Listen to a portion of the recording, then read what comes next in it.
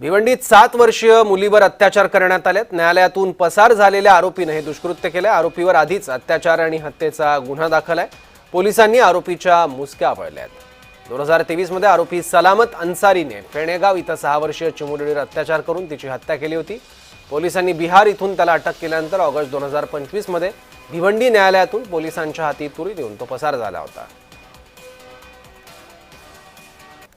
एक अनैतिक कृत्य करून तिला गळा दाबून मारल्याचा प्रकार घडला। त्यानंतर त्या मुलीला एका गोणीमध्ये बांधून हा इसम लॉक लावून निघून गेला। पोलिसांनी तात्काळ जेव्हा माहिती मिळाली या संदर्भाने पूर्वीचे आमच्याकडे असणाऱ्या फोटोग्राफवरून आम्ही त्याचा शोध घेतला आणि पूर्वीचे ज्या ज्या ठिकाणी तो जाऊ शकतो त्या ठिकाणी शोध घेऊन या आरोपीला 5 तासात ताब्यात घेतलेला आहे।